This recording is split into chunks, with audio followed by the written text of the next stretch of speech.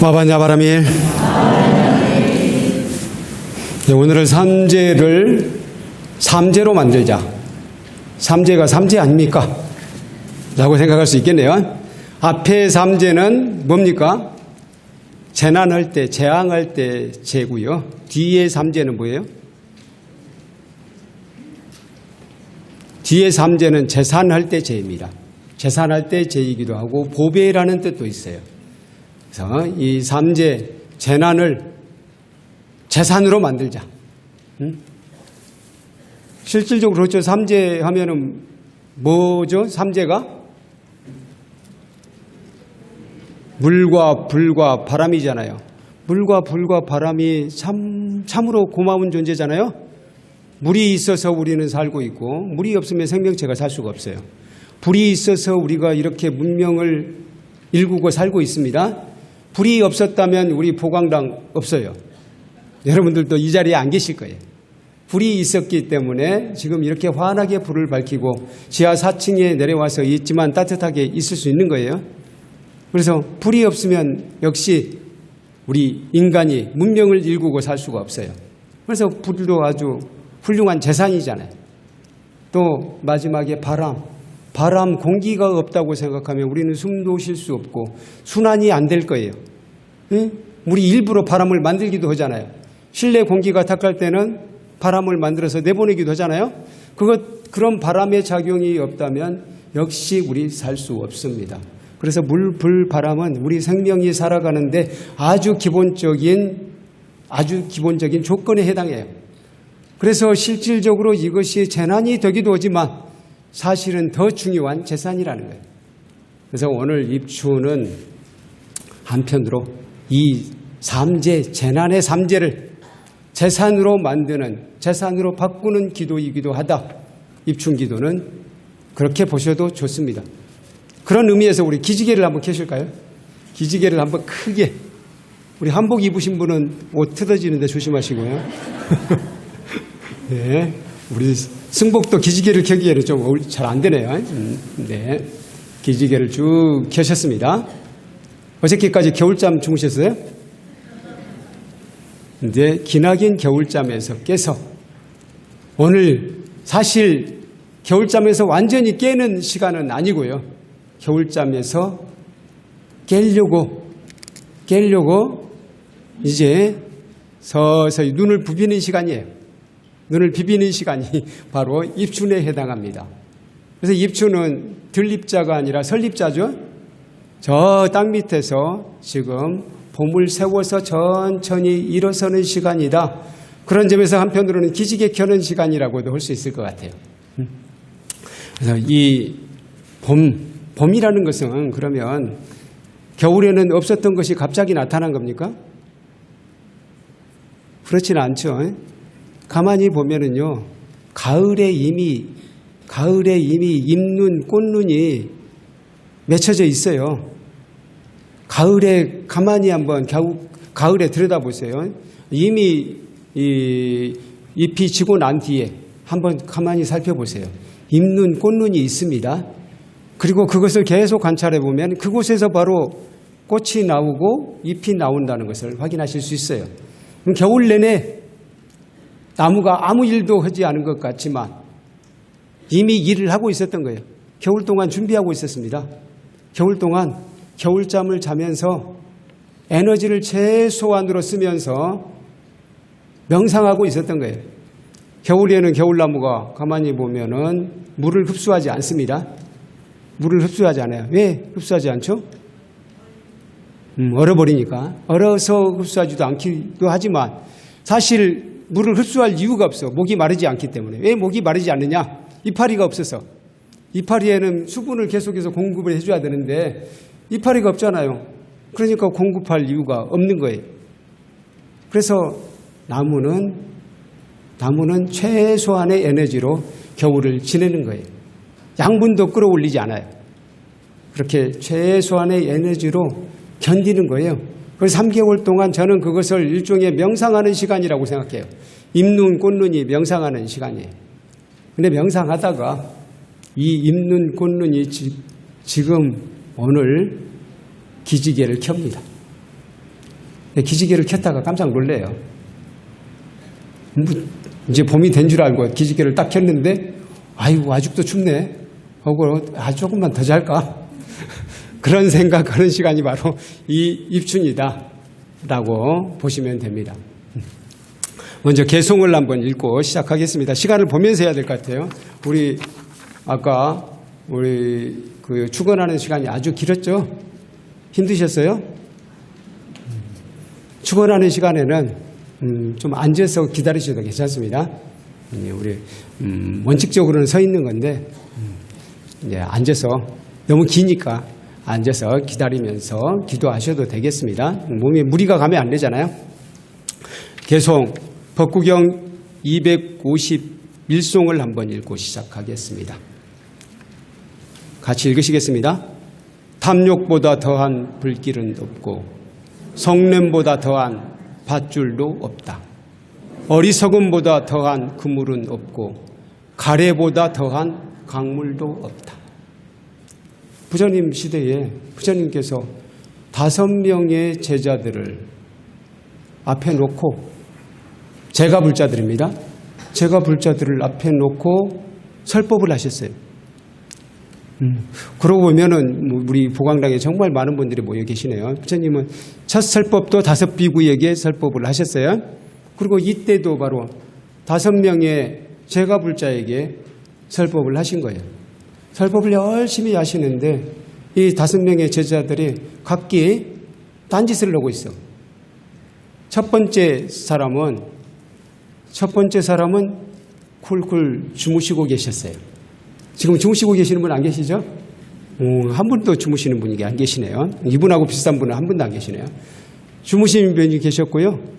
또 한 분은 거기가 어쨌든 야외이기 때문에 야외에서 계속 땅을 손가락으로 파면서 흙장난을 하고 있어요.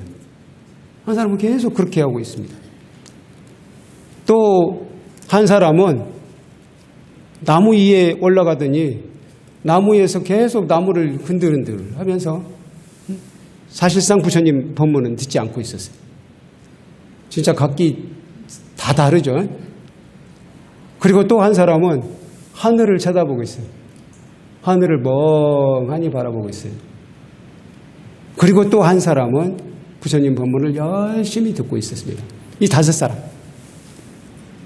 이 5사람이 이렇게 다 달랐습니다. 부처님 법문을 듣는 태도가 달랐어요.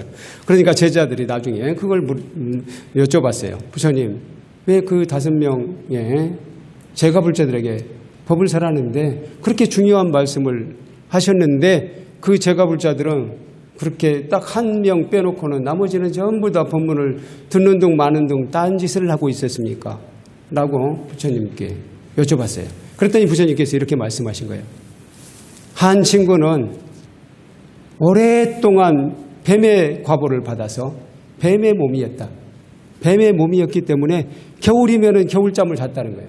겨울잠을 길게 잤기 때문에 이 잠을 자는 습성이 들어가지고 그 업이 쌓여서 사람이 되어서까지도 이제 오랜만에 사람이 되었는데 한 500생 지나서 사람이 되었는데도 불구하고 그 습성을 버리지 못하고 잠을 잤느니라 라고 이야기합니다. 그러면 또 다른 친구는 어떻습니까? 라고 여쭤봤더니 한 친구는 지렁이였단다. 지렁이 몸을 한 500생을 받았대요. 그래서 지렁이는 어떤 속성이 있습니까? 땅속에 들어가는 속성이 있잖아요. 땅속으로 파고 들어가. 그러다가 언제 나오긴 해요. 언제 나오죠? 비가 오면 나오더라고요. 비가 오면 슬슬 기어 나옵니다. 그 친구는 바로 오랫동안 지렁이였기 때문에 그 습성을 버리지 못하고 땅을 가지고 노는, 흙을 가지고 노는 습성을 버리지 못하고 법문을 들을 때도 역시 흙장난을 하느라 법문을 듣지 못했느니라 라고 이야기하는 거예요. 그렇게 말씀을 하셨어요. 그러면 세 번째 친구는 어째서 그랬습니까? 그 친구는 한 500생 동안을 원숭이로 살았느니라. 원숭이로 살다 보니까 이 나무 저 나무 옮겨다니는 것이 습성이 돼가지고 역시 법문을 들을 때도 그걸 참지 못하고 나무 위에 올라가서 나무를 흔들면서 사실상 법문을 듣지 않았느니라. 이렇게 말씀을 하시는 거예요. 그러면 하늘을 쳐다보는 이는 왜 그랬습니까? 그 사람은 점성술사였느니라. 점성술사로 여러 생애를 살았느니라. 그러다 보니까 항상 밤하늘을 쳐다보는 버릇이 있어서 그냥 지금은 밤이 아닌데도 불구하고 그 업 때문에 하늘을 쳐다보고 있었느니라 라고 이야기합니다. 그러면 저 공부를 열심히 하는 이는 어떤 이유입니까? 저 사람은 원래 베다 인도의 경전을 이야기합니다. 베다로 기도를 했던 바라문이었느니라. 항상 기도하는 습성을 가지고 있었던 이기에 오늘 본문을 착실하게 잘 들었느니라. 이렇게 말씀을 하시는 거예요. 바로 이것입니다. 이분들이 사람이 되었다면은 과거에 어떤 몸이었든 간에 상당한 공덕을 지어서 사람이 된 거잖아요. 그럼에도 불구하고 본인이 오랫동안 쌓아왔던 업을 쉽게 버리지 못하는 거예요. 그래서 우리는 우리 자신을 잘 들여다볼 필요가 있어요. 내가 어떤 습성을 가지고 있는지 또 어떤 버릇이 있어서 그것이 나의 수행에 방해가 되는지. 마이크가 약간 멀리 떨어져 있는 것 같네요. 저 뒤에 분들 잘 들리세요?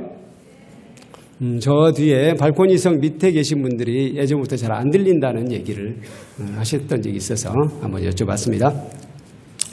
그래서 그런 습성이 있다면 우리는 그 습성을 고쳐야 돼요.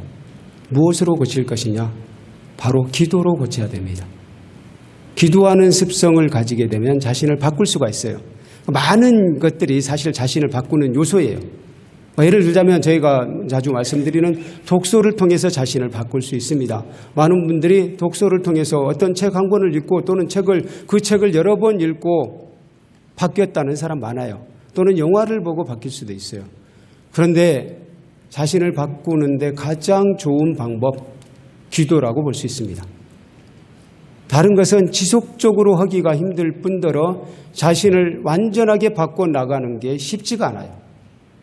그래서 자신을 진정으로 바꾸고자 한다면 기도해 볼 필요가 있어요. 자신을 기도로서 바꾸었던 분, 그분이 얼마 전에 우리 절을 찾아오셨어요. 그분이 어떤 분이냐면 보광이행 보살님이에요. 보광이행 보살님은 이번에 법보신문 대한불교 조계종 주최로 열렸던 신행수기 모집에 당선됐던 분이에요. 그분의 수기를 읽고 여기서 제가 한번 소개를 해드렸던 적이 있어요. 근데 그 법문을 이분이 들었던 거예요. 그래서 우리 절에서 다란이 기도를 한다는 것을 알고 이분은 이제 그렇게 전국을 돌아다니면서 또 기도할 곳이 있으면 기도를 합니다. 근데 우리 절 다란이 기도에 한번 참여를 하셨던 거예요. 참여를 하신 후에 저에게 편지를 보내왔어요. 우리 지금 PPT에 뭐가 나오고 있죠? 화면에 기도 그 앞에 걸 한번 보여주시겠어요? 그 앞에 이제 기도는 곧 승리이다. 기도는 곧 승리입니다라고 했네요. 세상은 기도하는 당신을 결코 이길 수 없다. 라고 이런 걸 한번 보여드렸고요. 그 다음에 우리 보광행 보살님이 쓰신 편지가 보광행 보살님이 써주신 편지를 제가 한번 읽어드리겠습니다. 이거 보기가 좀 힘들까? 잘 안 보이시죠? 제가 한번 읽어드리겠습니다. 삼보에 귀의합니다. 세상의 움직임은 우연이 아니라 필연으로 인드라망처럼 얽혀 있음을 느낍니다. 오늘 새벽에 일어나 상소로운 기운 속에서 1080일 기도 발언문을 독송했습니다. 처절한 마음으로 함께 하렵니다. 불광사 법당에서 부처님 광덕 큰 스님께 가슴 밑바닥에서 올라오는 처절함으로 가운데 목탁치는 젊은 스님,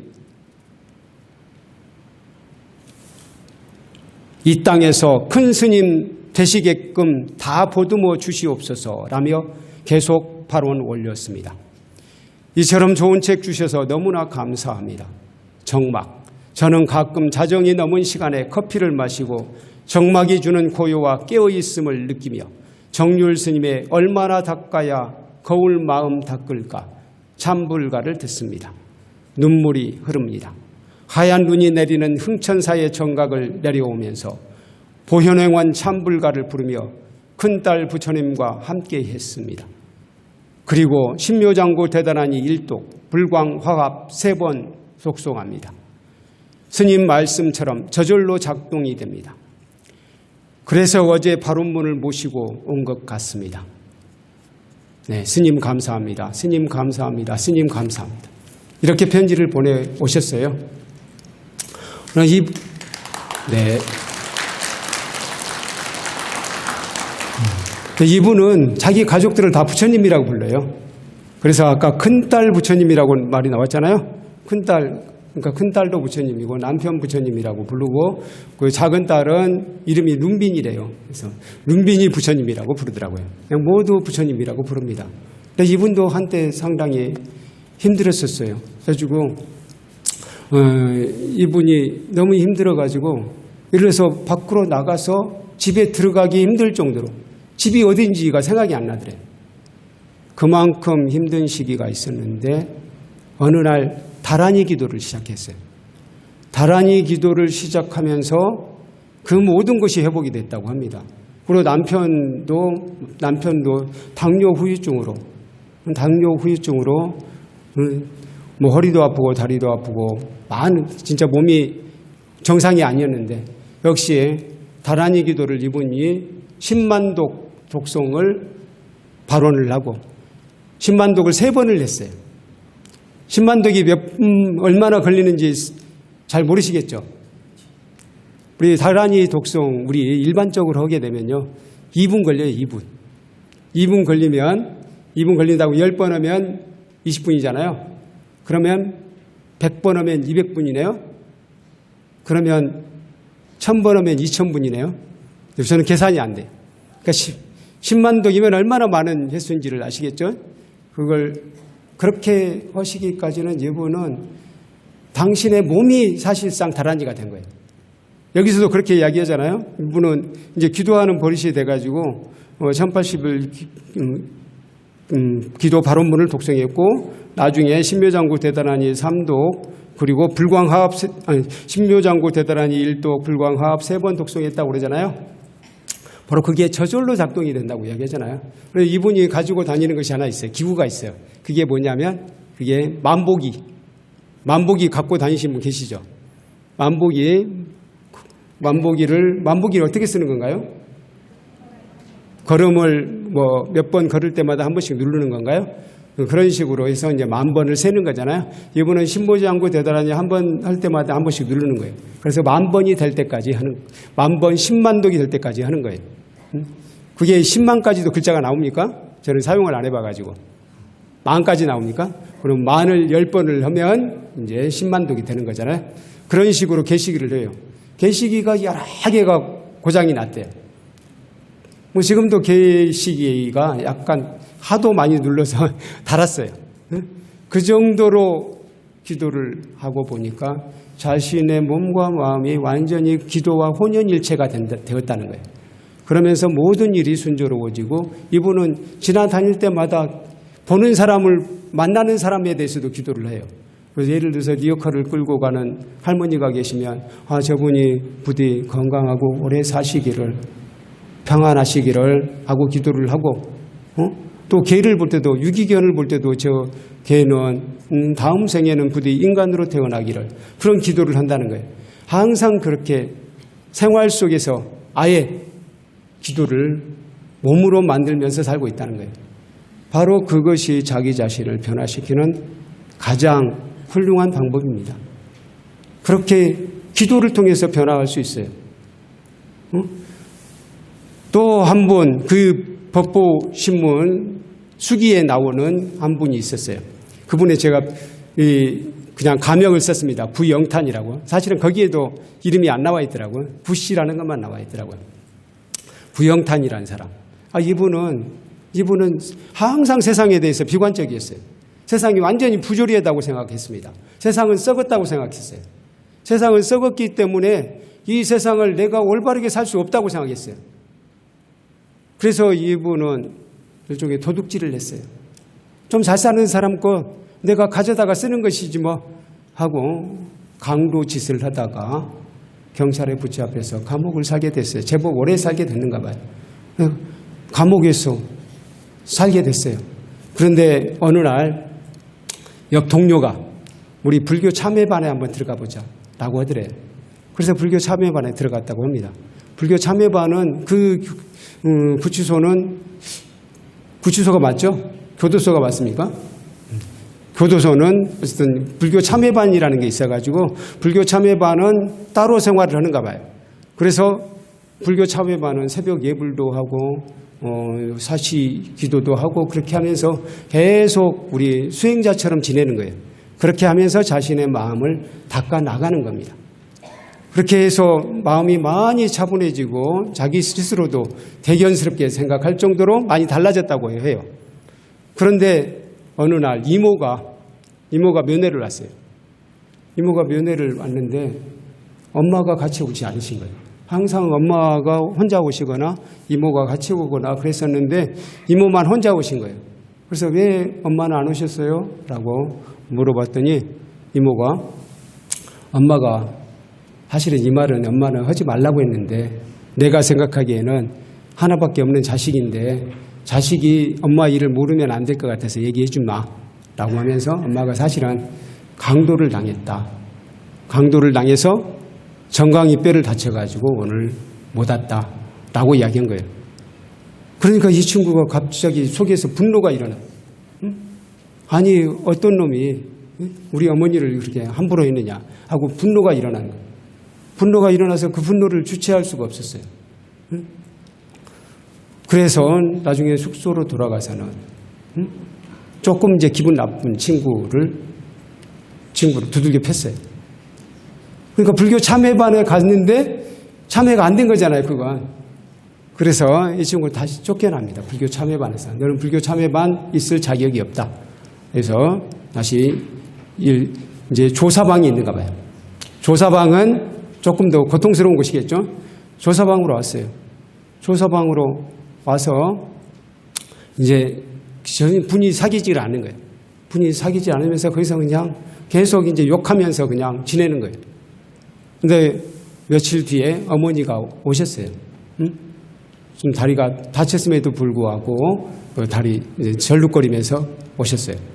와서 어머니 이 자식을 만납니다. 그래서 뭐 강도를 당하셨다면서 어떠셨어요? 그러니까 나는 다 용서했다. 그러니까 이 친구가 구영탄이라는 이 친구가 아니 강도를 당했으면서 어떻게 용서할 수가 있냐? 어떻게 그렇게 쉽게 용서할 수가 있느냐? 라고 어머니는 어떻게 그렇게 쉽게 용서할 수가 있어요? 라고 반문을 했습니다. 그러니까 어머니가 이렇게 이야기합니다. 내 자식도 남을 다치게 하면서 물건을 빼앗은 적이 있는데 나한테 그랬던 것을 왜 용서 못하겠느냐? 내 자식이 그런 것을 내가 용서했다면 그 아이도 내가 용서할 수 있는 거 아니냐? 라고 이야기해요. 그러니까 이때 이 친구가 꼭 망치로 한 대 얻어맞은 것 같은 느낌이었대요. 아, 그렇구나. 바로 우리 결국 그 강도나 나나 똑같은 이인데 내가 그 강도하고 나는 다른 이라고 생각을 한 거예요. 결국 내가 그랬듯이 그 강도도 그럴 수 있는 거 아니냐. 그런 생각을 합니다. 그리고는 그 이후로 어머니가 그때 사경 노트를 줬어요. 어떤 사경 노트였냐? 바로 참회진언을 쓰는 사경 노트. 참회진언이 뭔지 아시죠? 옴살바 모짜 모지 사다야 사바.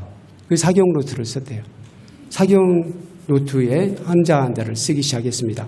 한자 한자를 쓰면서 옛날 생각들이 계속 나더래요.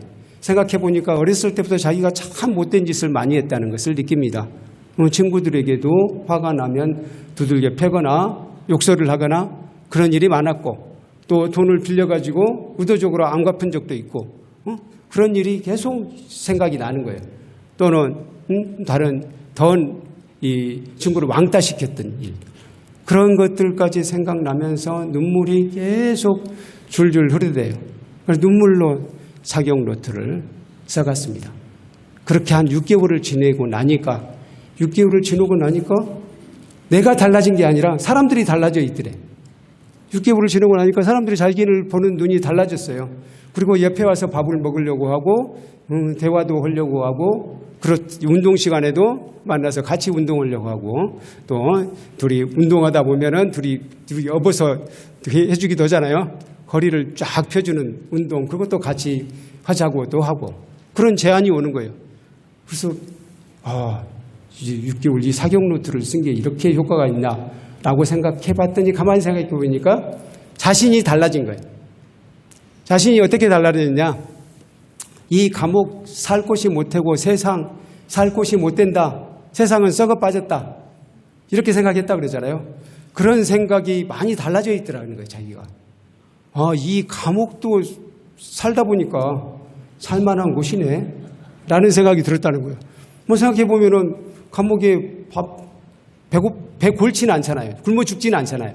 좀 부족할지는 모르겠지만 어쨌든 줄 것 다 주고 운동 시간에 운동하도록 해주고 옷도 주고 이 감옥도 살만한 곳이라면 세상은 더 살만한 곳일 수도 있겠네 이런 생각이 들었던 거예요. 이렇게 긍정적인 마음이 되니까 이 사람의 눈빛이 달라진 거예요. 눈빛이 달라지니까 동료들이 그동안은 경계했었는데 이분을 대하기에 편해진 거예요. 그래서 가까이 가기도 하고 만나서 얘기도 하고 또 협조를 구하기도 하고 운동도 같이 하기도 하고 그렇게 했던 거예요. 그래서 사실은 자신이 달라지니까 사람들도 달라지는구나 라는 것을 느꼈던 것입니다. 바로 이분도 기도를 통해서 사실 불교 참회반에서도 자신이 완벽하게 달라지지 못했는데 참회 기도를 통해서 결국 자기 자신을 변화시켰어요. 아직까지는 수영생활하고 있습니다. 모범적인 수영생활을 하기 때문에 혹시 나중에 광복절 특사 부처님 오신 날 특사로 나올 수 있지 않을까 그런 기대를 해봅니다. 그런 기대를 안고 박수 한번 쳐드릴까요 그러면? 네, 감사합니다. 제가 시간을 보면서 얘기를 하겠다고 말씀드렸는데 시간표를 아까 있네요.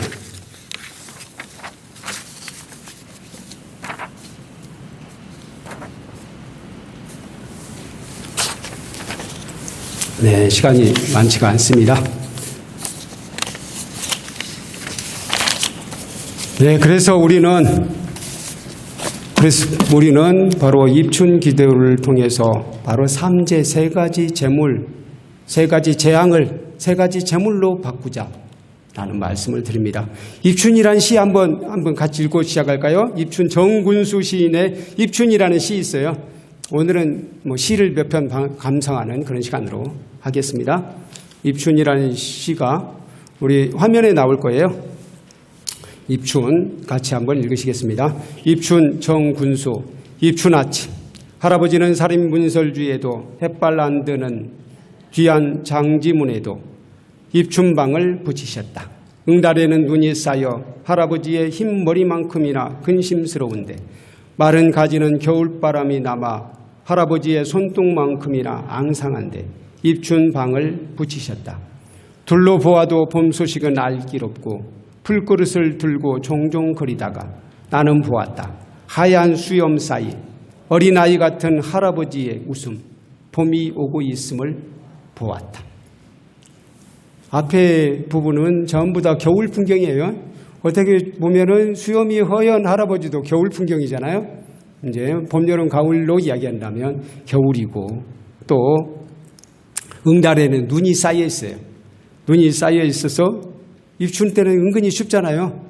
사실 다음 주부터는 상당히 추워진대요. 입춘 때 은근히 춥습니다. 입춘 추위가 있어요. 저 입시 추위처럼 입춘 추위도 있어요. 그런데 그렇게 추운데도 불구하고 입춘 방을 붙이는 거예요. 그리고 이 친구가 그러면 어디에 봄이 있다는 말인가? 라고 생각했는데 바로 할아버지의 웃음에 있었어요. 하얀 수염 사이 어린아이 같은 할아버지의 웃음, 봄이 오고 있음을 느꼈다.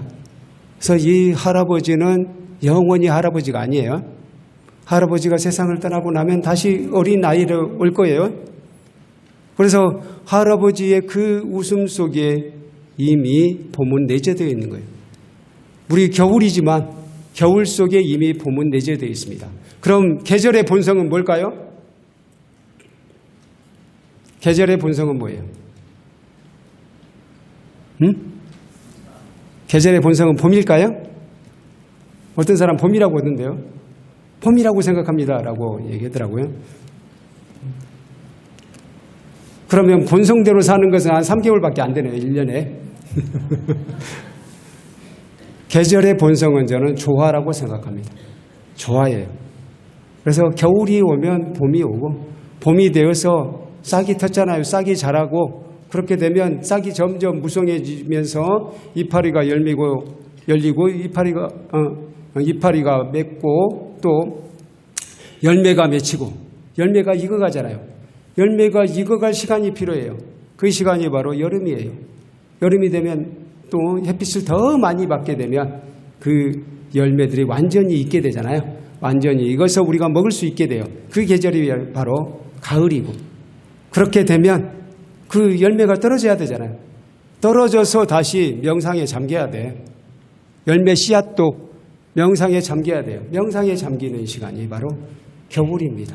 이 사계절은 조화예요. 그래서 계절의 본성은 조화다. 봄이 아니라 조화다라고 이야기할 수 있습니다. 그리고 그 조화야말로 우리 부처님께서 말씀하셨던 중도다. 중도, 팔중도, 육바람일, 십바람일이 바로 그 조화의 흐름에 맞춰서 사는 것이다. 저는 이렇게 보고 있습니다. 그래서 입춘일을 통해서 우리는 바로 그걸 배워야 된다는 거예요. 바로 계절의 순환을 우리는 느끼면서 한편으로는 겨울이 결코 절망이 아니구나. 겨울 속에 봄이 내어져 있다는 것은 바로 계절의 본성이 조화이구나. 그럼 인간의 본성은 뭘까요? 인간의 본성도 조화예요. 그 조화를 바로 불성이라고 부르고 마하반야 바람일이라고 부르는 겁니다. 그래서 그 조화의 법칙, 조화라는 불성, 그로 인해서 우리가 서로 화목하면서 서로 함께 서로 도우면서 이렇게 상부상조하면서 살 수 있게 되는 거예요. 만약에 본성이 조화가 아니라 서로 투쟁이다.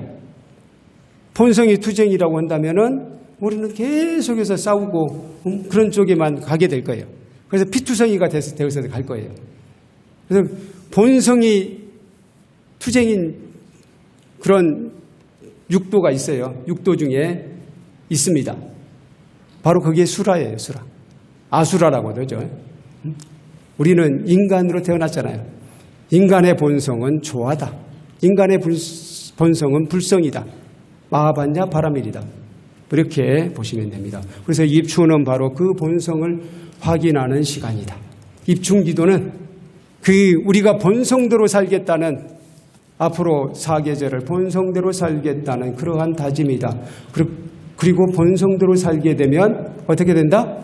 삼재, 재앙제자의 삼재가 재산제자의 삼재가 된다 하는 것입니다. 이해 가셨죠? 네, 아주 똑똑한 학생들이시네요. 네, 그래서 이제 세 편의 시를 한번 읽어보도록 하겠습니다. 너무 길죠? 세 편의 시만 읽고 마치도록 하겠습니다. 먼저 석처남이란 시 한번 같이 읽으시겠습니다. 석처남 해붕전령 땅은 북밭을 열어 이 땅과 함께 오래되었고 하늘은 덕의 집을 열어 저 하늘과 함께 오래되었네. 첩첩삼봉우리가 줄지어 늘어서서 천번을 응하면 모든 물은 흐르고 흘러 기필코 만리를 가네. 물은 생각해 보세요. 우리 바닷물, 그 많은 물이 모이기까지 얼마나 많은 계곡물들이 모였겠어요? 그렇죠. 계곡물들이, 수많은 계곡물들이 모여서 강물이 되고 여러 강물이 모여서 다시 바닷물이 되는 거잖아요. 바로 모든 물은 흐르고 흘러 기필코 만리를 가네. 이 속에서 저는 물은 원만함. 물은 항상 높은 데서 낮은 데로 흐르잖아요. 그리고 물은 모든 것을 흡수하는 성질이 있어요. 예를 들어서 우유를 부어주면 우유 속에 우유를 다 흡수하잖아요. 그래서 물에다가 뭔가를 풀어서 미숫가루도 불어서 먹게 되고 이렇게 잘 조화를 이룬다는 거예요. 잘 섞입니다. 그런 점에서 물은 화합이고 원만함이고 또 물이 결국은 바다까지 가잖아요. 그래서 이 물을 끈기의 에너지로 바꾼다. 원만함, 화합, 끈기의 에너지로 바꾸면 그 물은 재난제자의 삼재가 아니라 재산제자의 삼재가 된다는 거예요. 네, 두 번째 불로 넘어가겠습니다. 불. 네, 월파태율 스님의 시를 함께 읽으시겠습니다. 불, 월파태율. 누가 불의 공을 제대로 알아주랴.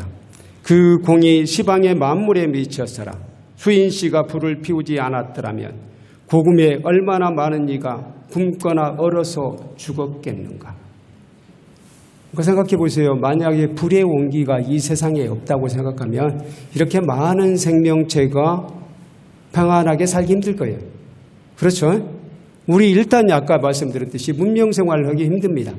그런 점에서 불에 대해서 재난이라고 생각하지 말고 불에 대해서 고마움을 느끼세요. 고마움을 느끼면 불이 우리에게 감사할 일을 만들어줄 거예요. 불은 따뜻한 사랑을 피우고, 그리고 안도현 시인의 시 중에 그런 시 있잖아요. 제목이 뭐죠? 연탄재 연탄재 발로 함부로 차지 마라. 너는 한 번이라도 누구에게 뜨거운 사람이었느냐. 그런 시가 있어요. 제목이 연탄재는 아닌데 제목을 잊어버렸어요. 이런 시가 있습니다. 그래서 불이라는 것은 우리에게 온기를 줘요. 사랑을 줘요. 그래서 불에서는 이런 마음을 배우자는 거예요. 불은 따뜻한 사랑을 피우고 번뇌를 태우는 에너지. 불은 또 한편으로 예를 들어서 주사기를 소독하려면 뜨거운 물에 소독을 하잖아요. 그래서 불이라는 건 불은 한편으로 소독을 시켜줘. 균을 죽여줍니다. 독을 죽여줘요. 그런 점에서 우리 마음속에 독이 뭐예요? 번뇌잖아요. 그래서 번뇌를 태우는 에너지로 만들자는 거죠. 불은 따뜻한 사랑을 피우고 번뇌를 태우는 에너지로 만들면 그 불은 재난제자 삼재가 아니라 재산제자 삼재가 된다. 재난제자 삼재가 아니라 재산제자 삼재가 된다. 라는 것입니다. 네, 마지막으로 한 편 더 보겠습니다. 우연히 쓰다라는 월화계고의 시 같이 읽으시겠습니다. 우연히 쓰다 월화계고. 바다와 산을 본래 집으로 삼고 바람과 달을 새 이웃으로 더해 넝쿨 침상 위에 높이 누웠더니 작은 새들이 새봄이라 알리네. 바다와 산을 본래 집으로 삼고, 참 옛 선사들은 정말 최고의 멋쟁이들인 것 같아요. 그야말로 이분들은 풍류를 아는 분들이에요. 풍류가 무슨 뜻이죠? 바람풍자에다가 흐를 유자입니다. 바람의 흐름에 맞춰서 사는 거예요. 바람과 달을 새 이웃으로 더했대요. 뭐 그렇게 살아보신 적 있으세요? 바다와 산을 집으로 삼고 바람과 달을 새 이웃으로 더해. 우리 서울에 사시는 분들은 그렇게 살고 있잖아요. 북한산을 집으로 삼고 한강을 또 정원으로 삼고 계시잖아요. 우리 석촌호수를 정원으로 삼고 계시잖아요. 우리 불광사도 석촌호수를 정원으로 삼고 있어요. 그렇게 했더니 작은 새들이 새봄이라 알리네. 작은 새들이 지금이 바로 새봄입니다 라고 알려왔어요. 그래서 우리 입춘에 다들 다음 주면은 아마 상당히 몸을 웅크릴 것 같아요. 그렇지만 그 주가 지나잖아요. 그러면서 나무들이 달라집니다. 희한해요. 입춘에 아무리 춥다 해도 입춘이 지나면은요, 나무에서 나오는 풍기는 기운이 달라져요. 한번 석촌호수 주변 또는 저 백제고분 군 또는 올림픽공원에 가서 나무들을 한번 만져보세요. 나무에 귀를 한번 대보세요. 나무에서 물 흐르는 소리가 들립니다. 기운이 달라요. 그리고 그때 꽂는 잎눈을 한번 쳐다보세요. 꽂는 잎눈이 곧 터질 것 같은 보일 겁니다. 그걸 한번 느껴보세요. 그렇게 되면 바로 그 자연이 자연이 바다와 산, 바람과 달, 나무, 새들이 바로 내 이웃이 되는 거예요. 그리고 그때 작은 새들이 앞에 와서 노래할 겁니다. 뭐라고 불러요? 뭐라고 노래해요? 새봄입니다, 새봄입니다, 새봄입니다. 라고 새봄, 새봄, 새봄, 새봄 하고 노래를 부를 거예요. 그래서 이 바람은 어떤 바람이어야 되느냐? 바람은 나를 바꾸고 발전시키는 에너지다. 그래서 바람이 불면 바람 나지 마시고요. 바람이 불면 그 에너지로 자신을 바꿔나가지 않은 것이. 봄바람이 불면 봄바람 나지 마시고 봄바람을 에너지로 해서 더 기도하는, 더 열심히 기도하는 몸과 마음을 만들고 내 삶을 바꿔나가자는 것입니다. 그렇게 바꾸면은 바람이 재난이 아니라 재산, 보배가 됩니다. 그래서 오늘 삼재를 재산으로 바꾸는 방법 다 배우셨죠? 이미 알고 계셨죠? 이미 알고 계셨던 것. 마지막으로 한번 정리를 해보겠습니다. 우리 마지막 PPT 마지막 페이지로 가면 이렇게 나옵니다. 삼재를 삼재로 만들자. 이 부분은 같이 한번 읽으실까요? 같이 읽으시겠습니다. 물은 원만함, 화합, 끈기의 에너지로, 불은 따뜻한 사랑을 피우고 번뇌를 태우는 에너지로, 바람은 나를 바꾸고 발전시키는 에너지로. 그래서 오늘 입춘기도로 입지를 했는데요.